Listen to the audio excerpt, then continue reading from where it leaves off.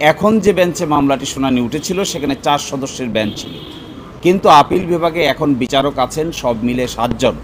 এই জন্য পরিস্থিতি বিবেচনায়, গুরুত্বের বিবেচনায় এবং এই মামলার উচ্চতার বিবেচনায় এবং আইনের ব্যাখ্যা বিশ্লেষণের বিবেচনায় এই মামলাটি আগামী 6 তারিখে 1 নম্বর আইটেম হিসেবে পূর্ণাঙ্গ বেঞ্চে শুনানির জন্য দিন নির্ধারণ করেছেন।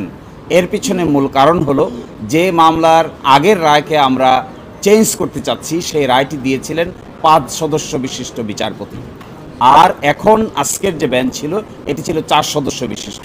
এই জন্য এই মামলার নিষ্পত্তি নিয়ে ভবিষ্যতে কোনো ধরনের কোনো প্রশ্ন যেন উত্থাপন করা না হয় এবং সঠিকভাবে আইনি ব্যাখ্যা বিশ্লেষণ করে যেন এই মামলাটি নিষ্পত্তি করা যায়, এই জন্যই পূর্ণাঙ্গ বেঞ্চে আগামী 6 তারিখে গুরুত্বের বিবেচনায় কজ লিস্টে প্রথম হিসেবে রেখে এই মামলা শুনানি করার সিদ্ধান্ত নিয়েছেন।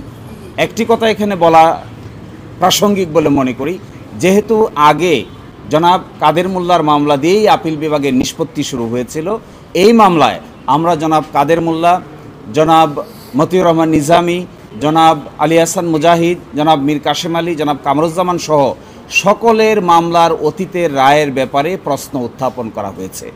এই জন্যই মাননীয় প্রধান বিচারপতি মনে করছেন যে এত বড় প্রশ্নের সমাধান করার জন্য সুপ্রিম কোর্টের পূর্ণাঙ্গ বেঞ্চ একসাথে বসে যদি সিদ্ধান্ত নেন, তবেই এটা আইনের দৃষ্টিকোণ থেকে এবং ভবিষ্যতের দৃষ্টিকোণ থেকে এটি উত্তম হবে। এই বিবেচনায় আজকে 6 মে পরবর্তী শুনানির দিন নির্ধারণ করেছে। আমরা প্রশ্ন তুলেছিলাম যে আন্তর্জাতিক আইনের প্রযোজ্য হবে কি না, এই প্রশ্ন উঠেছিল জনাব কাদের মোল্লার মামলায়। সেই মামলায় তখনকার আপিল বিভাগ সিদ্ধান্ত নিয়েছিল যে আন্তর্জাতিক আইনের প্রযোজ্যতার কোনো প্রয়োজন নাই। আমরা এখন এসে বলছি এই যে প্রয়োজন নাই বলেছেন, এটাকে আমরা রিভিউ করতে চাই। আমরা বলছি ফেয়ারনেসের জন্য, ন্যায় বিচারের জন্য আন্তর্জাতিক স্ট্যান্ডার্ডের প্রয়োজনীয়তা থাকতে হবে। এই জন্য প্রধান বিচারপতি সহ আপিল বিভাগ বলছেন এই প্রশ্নের জবাব দেওয়ার জন্য আমাদেরকে পূর্ণাঙ্গ আপিল বিভাগ বসেই এই সিদ্ধান্তটা নিতে হবে। এই জন্যই গুরুত্বের বিচারে এই মামলাটি 6 তারিখে নির্ধারণ করা হয়েছে।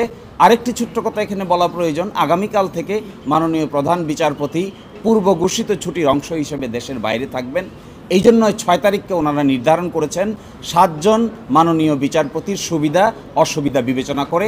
আমরা আশা করি ওই দিনের পরে আর এই মামলা নতুন করে শুনানির আর কিছু থাকবে না, আমরাও শুনানি শেষ করব, আদালত উপযুক্ত সিদ্ধান্ত উপনীত হবে এবং ওই দিন ওই মামলার গুরুত্বের বিচারেই ফুল বেঞ্চ বসবে।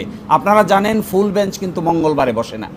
এই মামলা শোনার জন্যই ফুল বেঞ্চ মঙ্গলবারে গুরুত্বপূর্ণ মামলা হিসেবে সেন্সিটিভ, সংবেদনশীল এবং জাতীয়ভাবে গুরুত্বপূর্ণ সেন্সিটিভ সংবেদনশীল কেস হিসেবেই এই মামলাটি শুধু শুনানির জন্যই 6 তারিখে আপিল বিভাগের পূর্ণাঙ্গ বেঞ্চ বসবেন।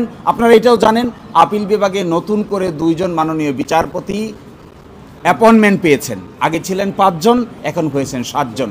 আমরা মনে করি এই মামলার গুরুত্বের বিচারে পূর্ণাঙ্গ বেঞ্চে শুনানিই হবে এই মামলার প্রতি ন্যায় বিচার।